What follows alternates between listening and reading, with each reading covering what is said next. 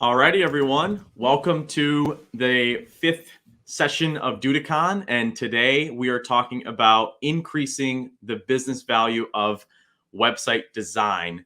So today I have a few guests on the call, and they are absolute experts at getting business results for businesses, other agencies, and offering a lot of these types of things. So you're going to hear from Jesse, Valerie, Adam, and myself today. So Valerie, why don't we go ahead and get started and get into the session? I know we're all excited and we're trying to get the slides going here. But I guess what we can do is probably share screen to get the slides going. There they are. Awesome. So my name is Ron Marino. I'm a founder of a company called Develomark, and we are a Duda specialized agency in allowing customers to get more business results using the Duda platform. And I'm excited to host this meeting because I am a native Duda person. I've been using Duda for several years now, and I want to say I'm one of the top people when it comes to developing really nice sites on Duda. Some people like Shane, my good old friend Shane at Camel, might not like hearing that, but it's just the reality. So, and then next person I want to introduce here on the call is Adam Humphreys. Adam, why don't you go ahead and introduce yourself? He's with Making 8, and he is a technical SEO expert. Yeah, I'm a technical expert at SEO of 20 years. Been building websites since Frames, Yellow Page days, and yeah, I'm really happy to answer any questions anyone has and support Valerie through this. Awesome. Yeah, thank you so much for that, Adam. That's very helpful.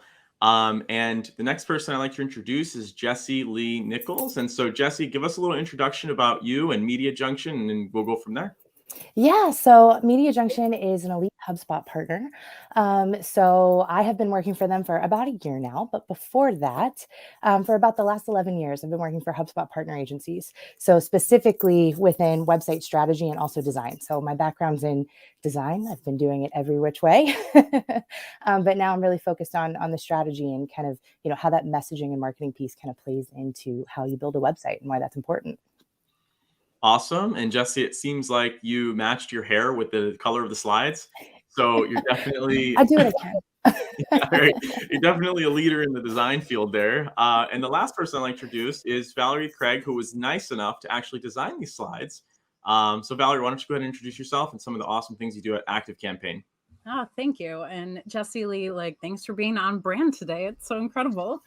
So I serve as Senior Design Director at ActiveCampaign. ActiveCampaign is a company that helps businesses grow through email marketing, marketing automation, and CRM tools. We focus on creating an incredible customer experience. I lead the brand design, product design, and design systems teams, which I think gives me an interesting perspective here in this call. And beyond that, I live in Chicago. I'm a big part of the design community here, and I'm also a mom of 2, soon-to-be 3 kids. If we were on stage, it would be present. So, yeah, that's me.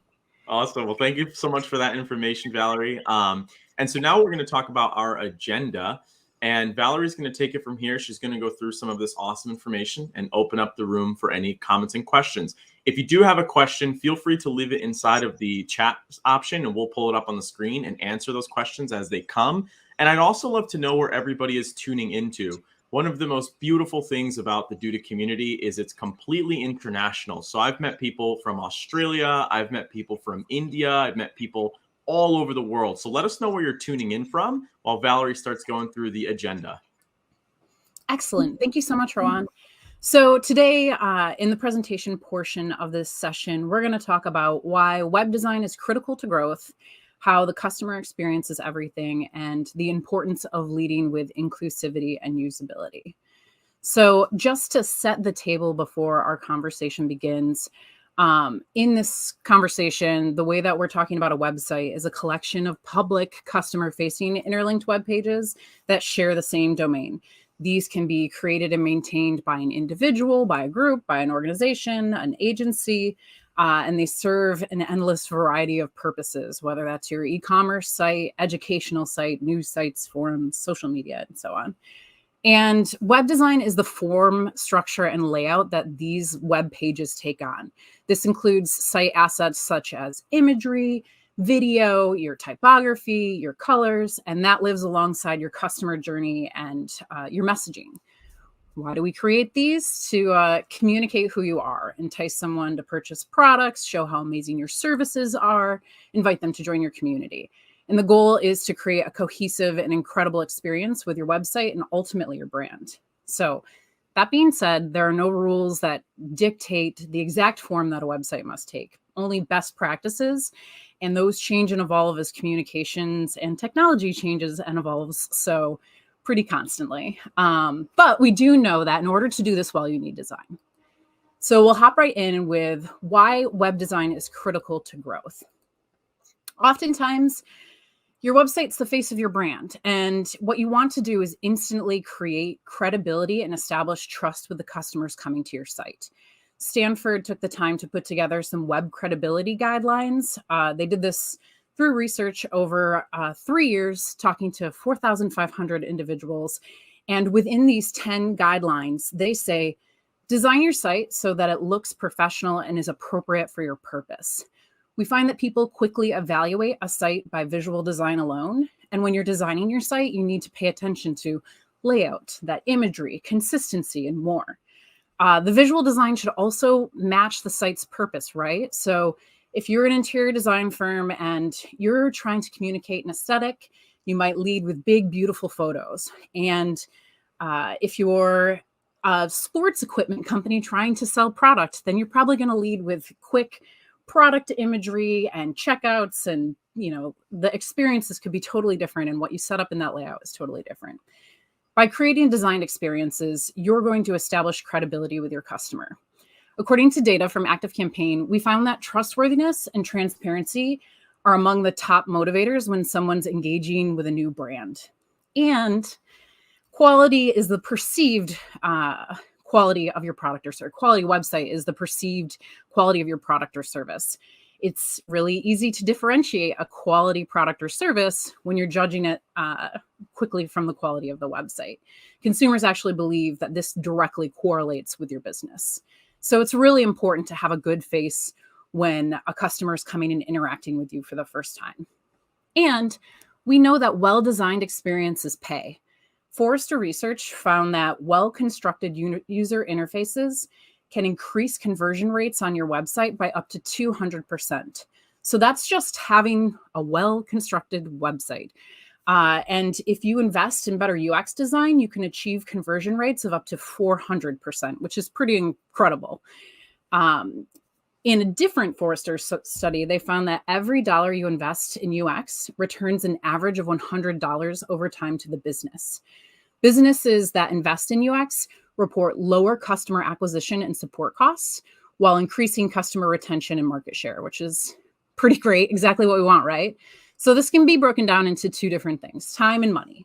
Are you willing to spend money up front by investing in your user experience and a well-designed customer experience on your site, or after the fact in higher customer acquisition costs or support for your users? And when you think about that, is that the experience you want for your users, to have to be in contact with somebody in support or some support feature in order to accomplish what they need to on your site? Additionally, we know that users are buying more online. Google's 2022 Retail Marketing Guide says that almost half, 49% of consumers agree that they've done more shopping online than they have in the past year. Now they're doing more shopping. And according to data from ActiveCampaign, 73% of consumers plan to buy online gifts for the upcoming holiday season. So our customers expect to be able to shop wherever, whenever it meets their needs. And that's through your site, your app, ad experiences. It's really important to think through and capitalize on the many touch points and interactions across your site in order to enable people, engage new leads, retain existing customers on your site. So we know professional design is important to your brand's credibility and it builds trust. We know that designed experiences can deliver up to 400% increased conversion rates and that consumers are shopping more online today. So I'd like to jump in a little bit further and talk about the customer experience. So it's incredibly important to be clear and know the audience that you're speaking to. A web usability report by Co-Marketing asked B2B buyers which website elements annoy you or cause you to leave a website. And almost half of them stated lack of message. Can't tell what the company does. Yikes.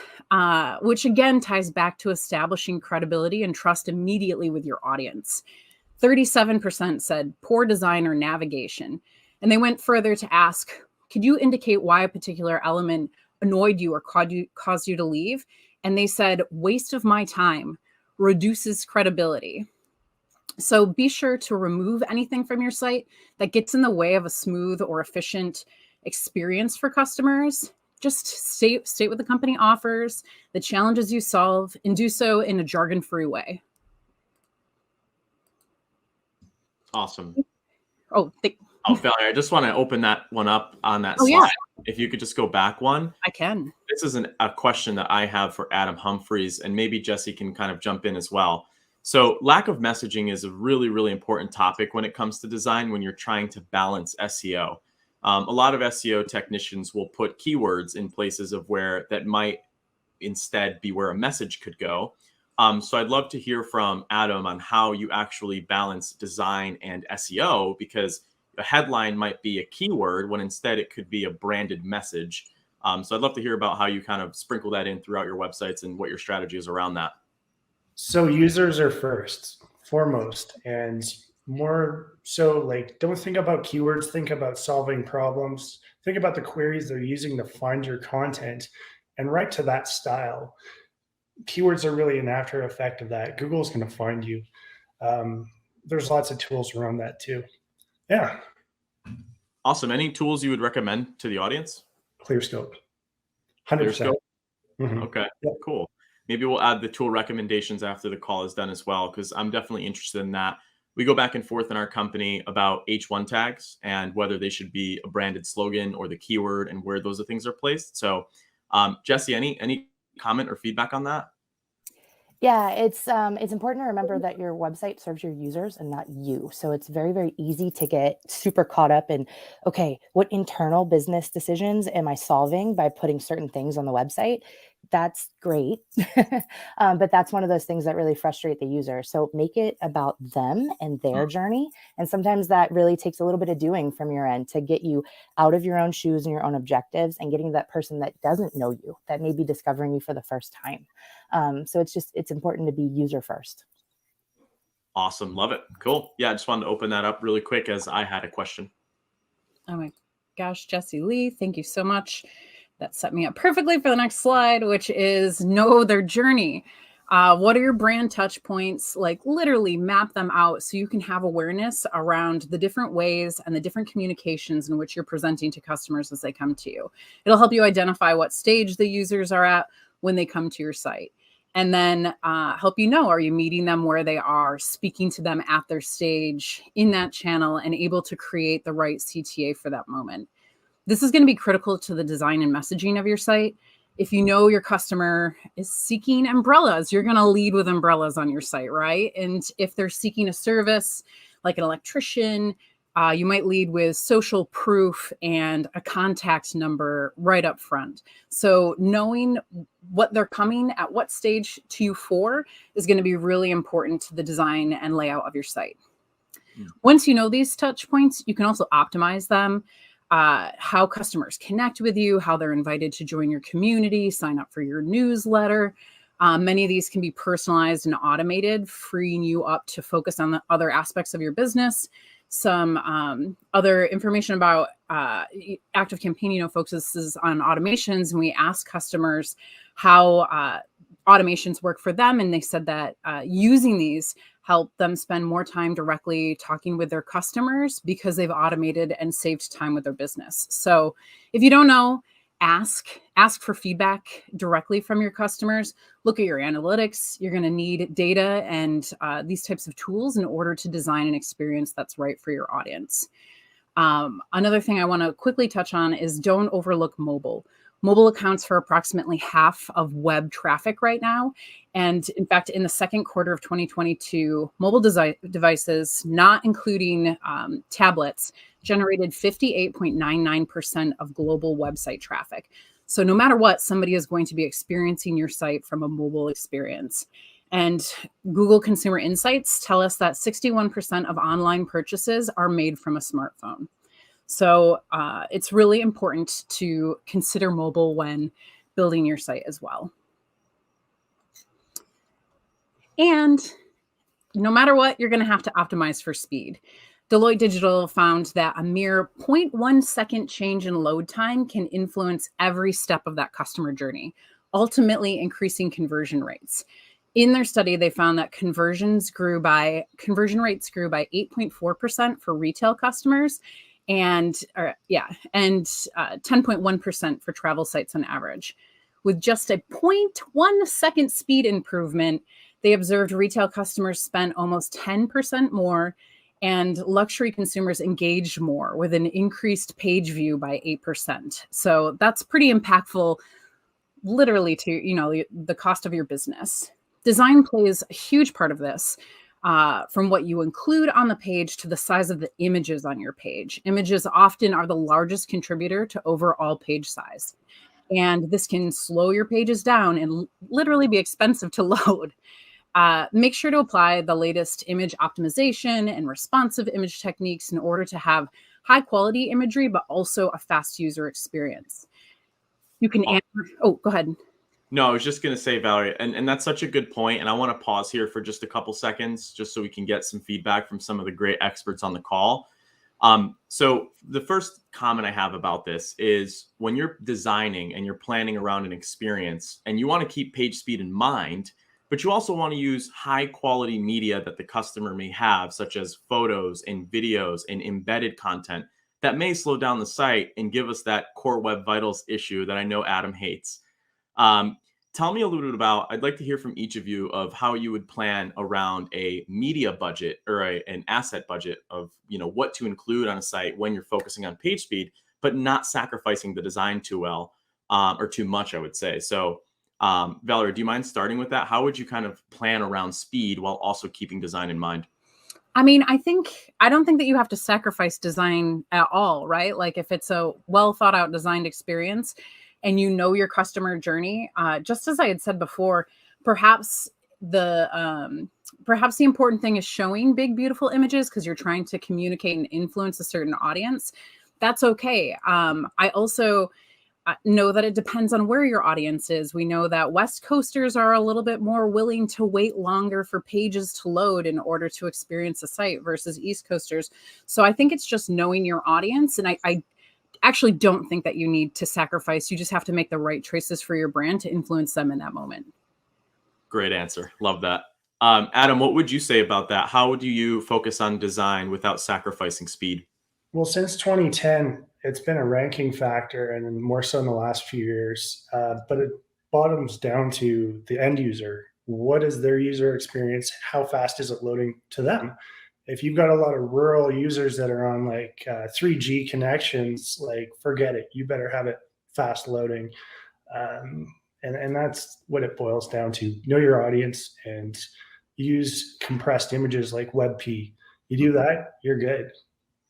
You can defer everything. So it's not even an issue anymore. Does that make sense?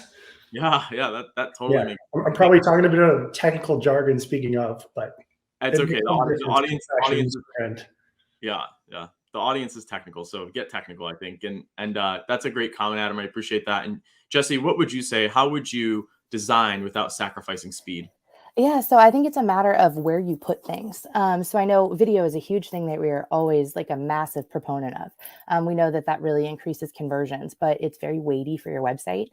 So we always recommend using a third-party hosting service for your videos. So platforms like Wistia and Vidyard, you're able to have a lot of control over what the user sees in the middle of that video, at the end of it, what they do next. But it's also not weighing down your website because that platform has optimized their embed codes to add those very effectively and efficiently to your website.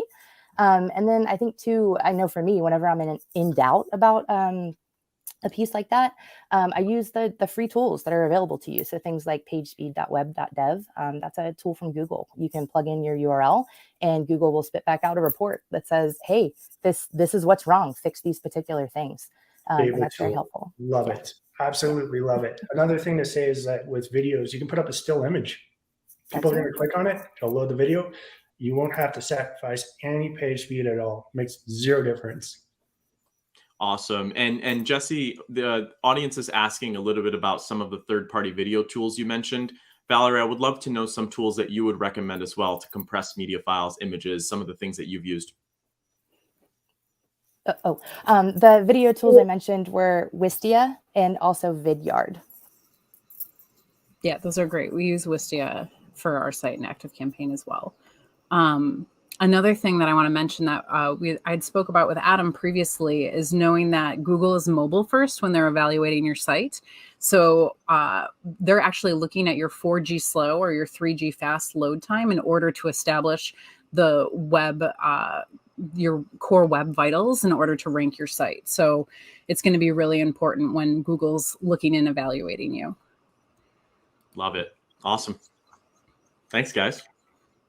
On to the next slide. I just want to add one thing to that. Just remember that YouTube is the second largest search engine in the world. You want to have their videos in there too, because it's going to get picked up by Google first. Usually, it's a priority. Let's face it. Definitely. So we also know that speed influences willingness to buy. Google recommends that your page load time be less than 5 seconds, and Unbounce did a page speed report, and they found that 59.2% of consumers won't wait more than 6 seconds. You're going to completely lose them. Google says that most people bounce around 3 seconds. And if the site is slow to load, 45% of users say that they're less likely to purchase, and 37% probably aren't coming back to your site. So this is where we really, as we spoke about earlier, need to bring together the designing with a purpose, thinking about our speed, knowing your customer, and this is going to help you determine and focus the priorities around your site. Other kind of fun facts from Unbounce's page speed report, they found that young women have a very high expectation for e-commerce. When considering consumers ages 18 to 24, they found that 86% of women in comparison to 14% of men said they're less likely to buy when your page speed is slow. And younger generations just in general have a much shorter attention span when it comes to their mobile over their desktop. 45% of 18 to 24-year-olds said that they'll wait 4 to 6 seconds on their computer for your page to load, but 26% are willing to wait that long when they're on their phone. So again, thinking about the mobile experience when people are coming to your site. So last topic, which shouldn't be last on your list, is thinking through the importance of leading with inclusivity and usability. And what does that mean? Inclusivity can address accessibility, it can address age, economic situation, geographic location, language, race, culture, all sorts of things. But digital interfaces that prioritize inclusive design can positively impact the user experience by fostering a sense of belonging, which is incredible. If you are, we started out by saying we're trying to establish credibility and trust. We're trying to create loyal customers, raving fans, but the choices that you make on your site in structure, in photography, and language can create a sense of belonging with somebody. And imagine what that relationship is like with your customer if you create a sense of belonging. So Moz Software, SEO software company, they had published an article, 9 ways to design inclusive content. And I included those 9 here, and I'm not going to walk through all of them, but there's a couple that I want to call out in the context of this conversation. One being use responsive design. This is going to allow for zoom and orientation changes. Responsive design opens up so many possibilities for users. It allows webcon and layouts to display differently on different interfaces and widths depending on different breakpoints.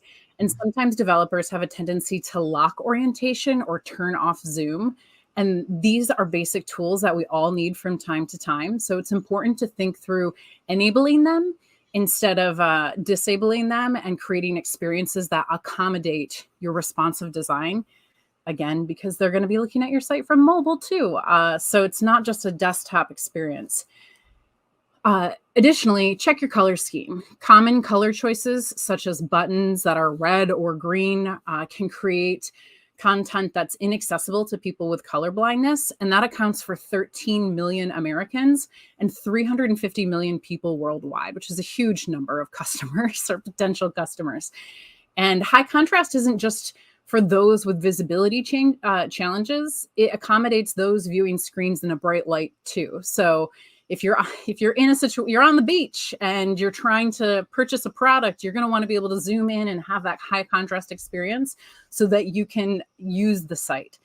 And by using accessible design, you're also improving the on-page experience while making content that's more accessible to users with disabilities and facilitating the work of search engine bots who are going to be crawling and indexing your site, all of which is going to help boost your SEO. So it's a win for everyone, truly. Awesome. Yeah. And I think that this is such an important topic because a lot of people here on the Duda platform and the Duda community, they enjoy the technology that Duda has that's multi-screen site. So the ability to actually edit the breakpoints, edit designs on different types of devices. But I definitely want to talk a little bit about accessibility.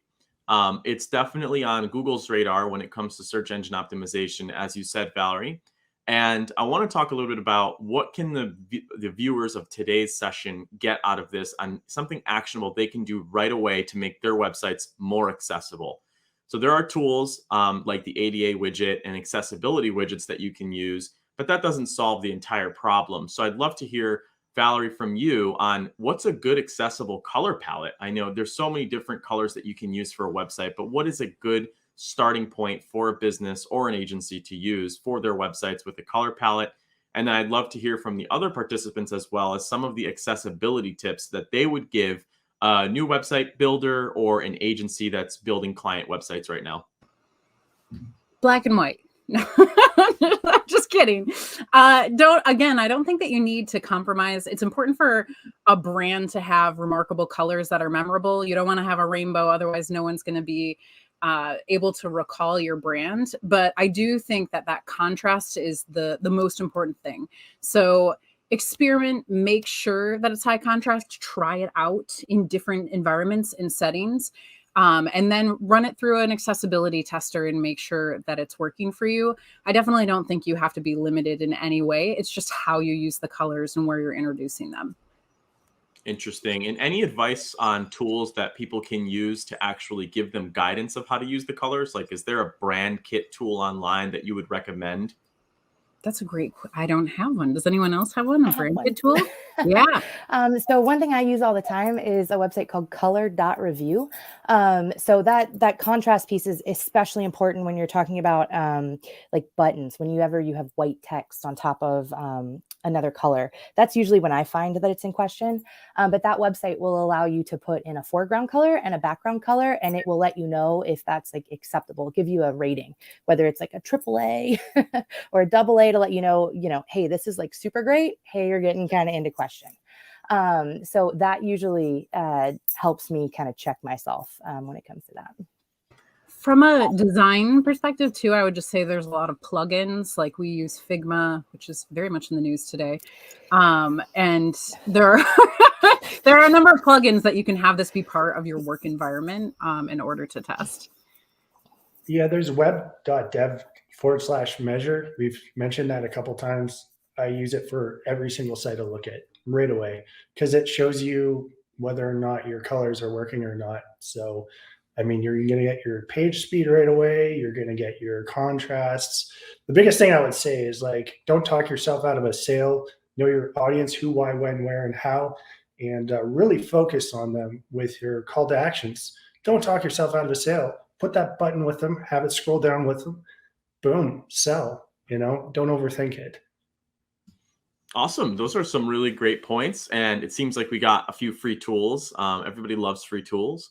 But now in terms of imagery, imagery is really important. At our company, DevelopMark, we always take into account the demographics of the people. Matthew S. wrote very inclusive black and white. And so you really want to keep in mind some of the imagery that you use on a front-facing website, whether that's for a client or your own website. So I'd love to hear from the panelists on how to best source images to use for a design build to really get that message across of what you want to communicate. Again, follows the who, why, when, where, and how. Think of your audience. The best thing I like to do when I start with a client is interview the sales team. Who is actually dealing with the customers? What are their pain points for the problems? Solve those on your page. Anything that goes on your website should belong. Any of the media, it should belong. Google likes original content stock. If you have it, fine, but go for original if you can. Yeah, I totally agree, especially from a design perspective. Any time that you can use original photography and not overused stock photography, it's going to land better with your customers. And for Google's sake, original content is better. Yeah, and the only thing I would add is don't be inauthentic there. I've had clients numerous times try to, deal with the pressures of like, oh, are we hitting every button in this photo? Be authentic to your brand, and kind of stick within that. You want to be inclusive, but you don't want to be something you're not. So just use good sense. Don't be Abercrombie. Yes. Awesome. Yeah. Well, those are some really good points. So Valerie, feel free to continue. All right. So kind of the other side of this is thinking through usability. And it's also important to be leading with usability. Usability is about designing products and interfaces that are effective, efficient, and satisfying for your customer, and use user experience design. So this might include general aspects that impact everyone, but not disproportionately impact people with disabilities. A usability practice and research often does not sufficiently address the needs of people with disabilities. So that's why it's important to take both into consideration when shaping your site. Nielsen Norman Group has the 10 usability heuristics of user interface design that I have listed here. And these are just broad rules of thumb developed by Jacob Nielsen. And they're just kind of tried and true, originally developed in 1994, but updated as recently as 2020. There's a few here, again, in the context of this conversation that I'd like to call out. The first being consistency and standards. Users shouldn't need to figure out different words, situations, actions that mean the same thing across your site. So be sure to follow platform and industry conventions. If you set up a standard, carry it through for every page on your site. And if there's already an existing standard, follow it. People are using digital products other than yours every day, and those experiences are setting their expectations. Failing to maintain consistency is going to increase your users' cognitive load. Like, we know what a cart looks like. Not the time to be unique. We know what an info eye with a circle around it. Put your uniqueness into your logo, into your photography, into your messaging, not into standard conventions that already exist out in the world. Another one kind of leading into this is recognition rather than recall. You need to minimize a user's memory load by making elements, actions, and options visible. Serve this up to them. Make the experience easy. The user should not have to remember information from one part to the other of your site, of that experience.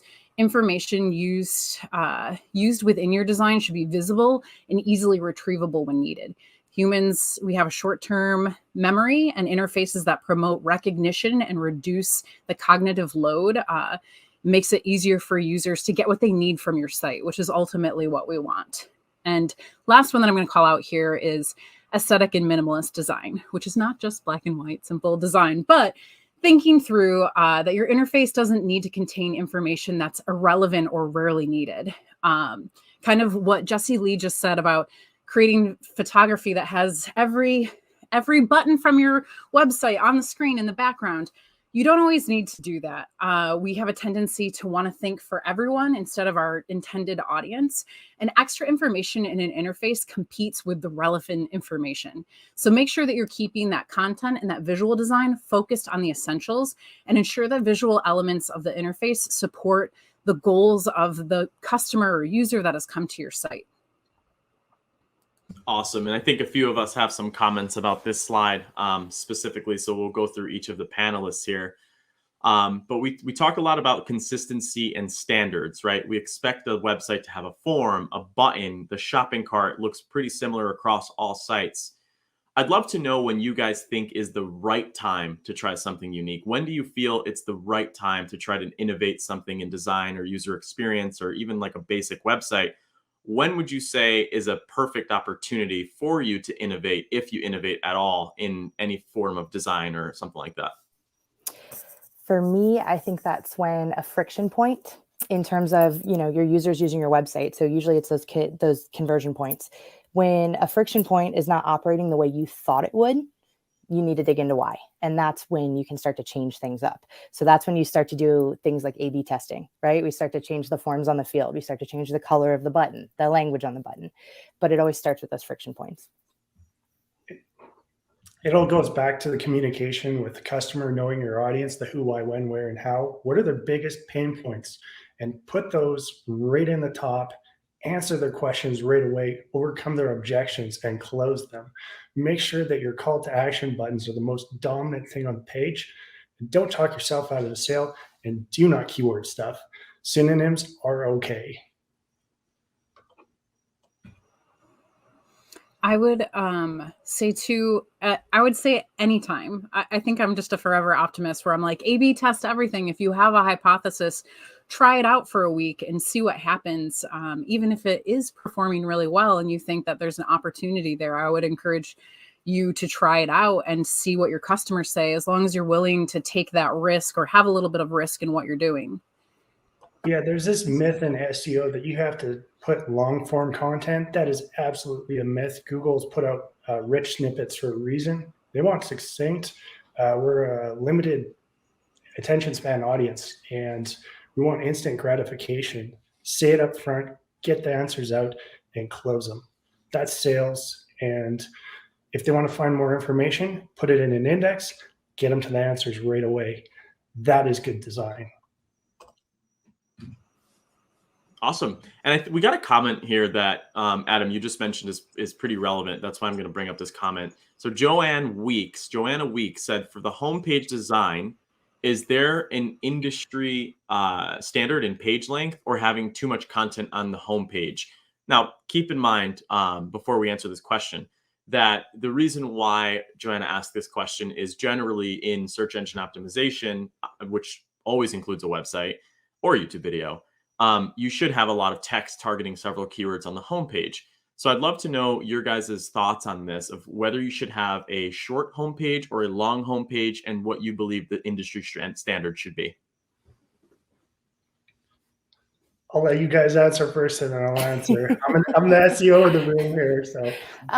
So I think this is one of those things where it is particular to your audience. There are tools out there for what is it? Qualitative data? I always get the two mixed up. I believe it's qualitative data, but things like Hotjar or Lucky Orange, they both will take a heat map screenshot of your website, and they'll show you where users are starting to drop off. But my philosophy with the homepage is, the purpose of your homepage is to get the user to page 2. You want them to funnel down who they are and what they need, so you can start talking in much more specific language to their problems. So if your homepage has way too much on it and you're forcing them to make too many decisions, they're just going to leave. So trying to keep that balance of, hey, am I giving them enough information to make a decision, but not so much information that they're overwhelmed? So that one's hard, because I can't give you an exact answer, but that's kind of the balance you're trying to strike there. Okay, cool. Valerie? This would be a good time to ask your audience too, see how people do some testing and see how users are interacting with your content. You might sell just one thing, and that one thing should be on your, homepage, or you might have multiple products and you need a hub that's going to address, hey, what are you here for? What do you want to learn more about? Oh, you're here for this service. Let's funnel you this way. So I think it's about having that essential information for your users' goals. And Adam might say something different, but I think it should be what your users need. Honestly, I agree with Jessie Lee. It's your audience. It's who, when, where, why, where, and how. It boils down to them. The rest, as an SEO, it's internal linking. It's the anchor text you put on the page. Take them to where they want to go. address their main concerns up front. If you know certain pages in your analytics get hit the most, put that right up front, solve their problems, take them to where they want to go. Like they said, don't make them read everything. Don't talk yourself out of a sale. The average person's on your site for less than 8 seconds. They're going to go 2 pages deep and then they're gone. Make it count. Yeah. And I think that's a really good point.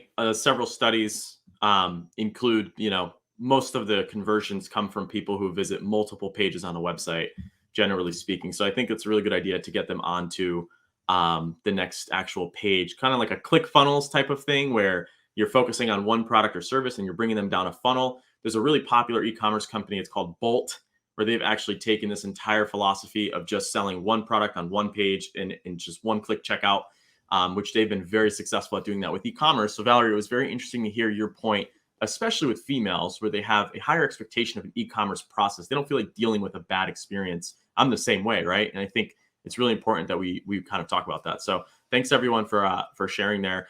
My thoughts on the homepage is exactly what you guys mentioned, where you should really, oftentimes we'll look at competitors, especially if you're doing web design and you're taking on clients. We'll look at competitors and we'll kind of see what they're doing and then make a mix of a competitor and our ideas and stuff like that. But ultimately, it does come down to the user. This is a place where I like to innovate because all home pages for our websites are always custom. And then the internal pages are always using a inner page design template because we want to stay conventional, like we talked about before. We want to stay consistent for what people are used to. So the homepage, we're always innovating as much as possible. And then the internal pages is really a template throughout the entire website. So thank you guys for those answers. That was very helpful.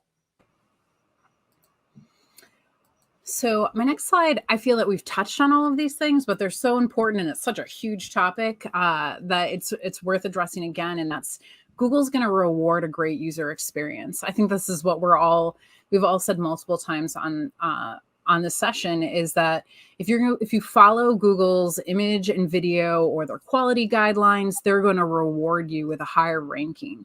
So just from if you go to Google Webmaster Guidelines, they lay it all out for you. It's very clear. From their quality guidelines, they ask you to make pages primarily for users, not for search engines. Don't deceive people. Avoid tricks. Ask yourself, is this going to help my users? Would I do this if search engines didn't exist? And just think about and focus on making a website that's unique, valuable, and engaging for your customers that will allow you to stand out in your field. And to boost content visibility in places like Google Images, there are a few quick guidelines, and then I'll let this area lie, but provide good context. Make sure that your visual content is relevant to the topic on the page. They suggest that you display images only when they add value on the page, which is also going to help your load times, and discourage pages where neither the images nor the text are original content. It's also important to optimize placement whenever possible, having your imagery near relevant text. When it makes sense, consider placing more important images towards the top of the page. This is important too if you're not setting your social or open graph image. When it's shared in a social setting, that's going to be the image that's pulled and shared representing the page.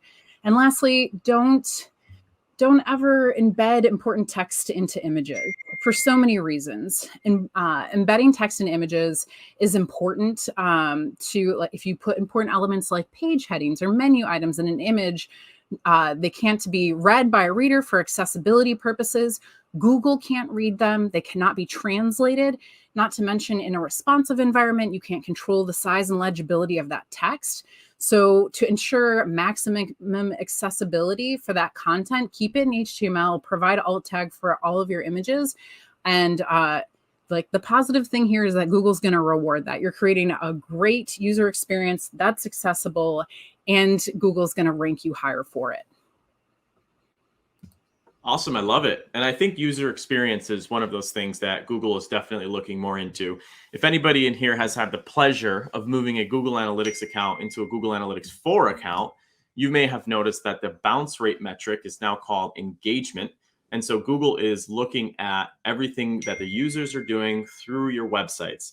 luckily for you, we have some amazing panelists here who are going to talk about how they would recommend improving your user experience on a website specifically, whether it's for a client or it's your website. So we're going to start with Jesse. Jesse, give us some knowledge on what you would do to improve the general usability and user experience of a web page or a website. I think one of the first things that I would do, and kind of where I always start with web design builds, is really evaluate your messaging. Is your message on brand? Is it what you want to be saying about yourself? And once you kind of have that, you need to kind of evaluate all of the pieces of your website against that. Is it consistent? And then the other piece, I think we were alluding to it a little bit earlier, you do not need to reinvent the wheel every time you create a new page. So what you really want to be focusing on is that design system. So create the homepage exactly like you were saying, Ron, and really put all of your creative energy into that, and then figure out which elements are repeatable, because you do want to create that consistency. So the fun is really in creating that system that you can use to build literally anything. Because having that consistency, it makes your user not have to think, which is like the ultimate goal. You want to just give them those pieces of, this is what I'm supposed to do on every single page. So if your messaging is consistent and your design is consistent, you're going to get them to hit that button. Love it. And that's a great book too about design, Don't Make Me Think, which is a user experience book, which is really great. Everybody should check that out. So Valerie, what would you recommend for a webmaster to improve their user experience? I mean, I think to what I mentioned earlier is that really starting out with your user journey, even just from a way back 10,000, 50,000 foot look of what is the purpose that we're here for? Is your website a proof point, or is your website e-commerce site? It's going to really influence the way that the form and function of your site is set up. So yeah, like taking that look and planning it out and having an understanding before you dive into building anything. Awesome. And Adam, you can go ahead, and then I have a follow-up question for you specifically, Adam, in terms of SEO. I mentioned the who, why, when, and where, and how, but what I didn't say about that is it's about retaining and gaining new customers. There's 30% that they're going to buy no matter what. They just give them the call to action button, they're sold. But the rest of that audience, you need to convince them with trust symbols, with their pain points. You need to know and understand their problems. You put that up front. Hopefully it's reflected in your content so they can find you on Google. I mean, at the end of the day, it's a search engine. If you're not found, where are you? Design's nothing. But don't overwhelm them. Hit them with their key points and build on it from there. Keep it simple across the site and consistent as mentioned. Awesome. Yeah. And I think one of the questions often SEOs have, and web design agencies and really just marketing agencies have when they're building websites at scale, and I'm talking 10, 20, 30, hundreds of websites, right, is content uniqueness. There are agencies that will focus on one specific vertical, which I always recommend you do, and they will get 100 dentists or 100 contractors or 100 roofing companies in that one vertical and use templates. Now, I'd love to gauge where everybody thinks on this topic. Does using non-unique content across all of these websites in different markets hurt the user experience, or does it really not matter because all of the content is factual and it's great content? So I'd like to hear from Jesse first, Valerie, Adam, and then I'll give you my opinion. For me personally, it does. As somebody that's very wrapped up in the messaging aspect of things, that is a way that you communicate your brand through voice and tone, just like colors and spacing and imagery. So by kind of going on that templated autopilot piece, like, you're missing a huge opportunity to tell your audience who the heck you are and who they're going to be working with. So yeah, that's a no for me. Awesome. Yeah, it's a great answer. I completely agree. Like, if you're going to be in those different verticals, then you should have a unique message for each of them regardless. I think it's okay to have like a general offering, but there's got to be something specific that you're offering to those verticals. Otherwise you shouldn't be there, right? And put that messaging into your site. Mm-hmm. The thing that you're doing different on your website is what's going to set you apart. If you're putting trust symbols and things that make your brand stand out, like free shipping, free shipping. You'll notice that in the headline title tags of websites. Everyone in here is like, yeah, that's a huge win, right? It is. If you're e-commerce, nobody wants to pay for shipping. Put that in the top. When it comes to duplicate content, there is no duplicate content penalty per se, but you're not going to necessarily index. What I would say to that is frame it out in a manner that is exciting to users, takes you to the technical key points of things, and makes it a great user experience, because the manufacturers might have their own set content that you cannot change. Most car dealerships and whatnot, they have set content and you cannot change it. Use your other pages to build off that. Retain them that way. That's the wins. Awesome. And I guess that kind of brings it down to looking at it from an agency's perspective, where Duda has a lot of agencies that are their customers, right? And they're always coming across challenges: the revenue, business, profit, new customers, retention, results. They're juggling so many different things at one time. They probably often are questioning if they even have to do custom things all the time, because will the user in Minnesota care if they read really good roofing content than the user in Connecticut seeing a roofing site? They're two completely— Google cares. Google cares. If you're not found, they say page 2 is where business goes to die. Mm-hmm. Be original. When it comes to service-based businesses, you need to be original. I've looked at real estate, for example, for thousands of websites. They're literally using template, custom boilerplate content, and they don't show up. What's the point? Why even bother? That's a really good point. And I think it comes down to budget as well. I think for many businesses that can't afford the entire brand development kit and the colors and the messaging, and they don't want to pay an agency to do a lot of this work. So I think really you've got to come up with your agency's goal and target and what your unique selling proposition is.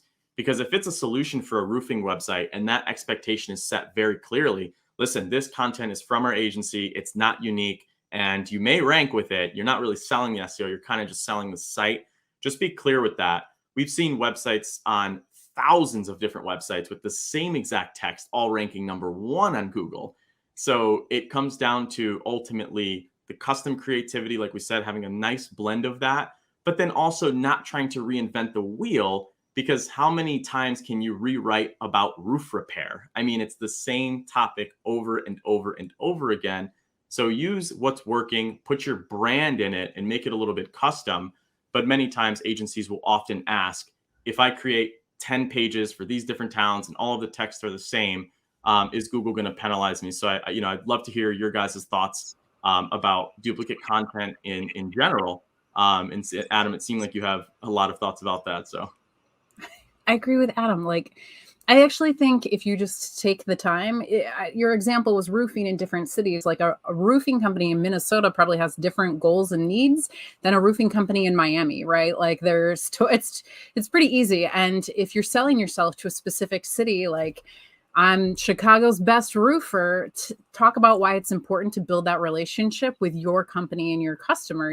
Like it doesn't have to be, you don't have to reinvent the wheel. You don't need weeks and weeks of work in order to establish a unique message for your roofing company.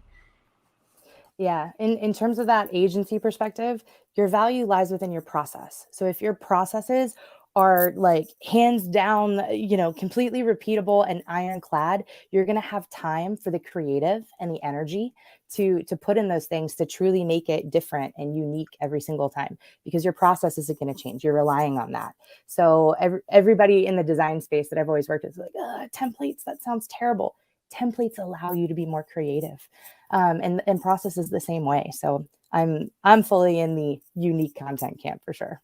Awesome. Cool.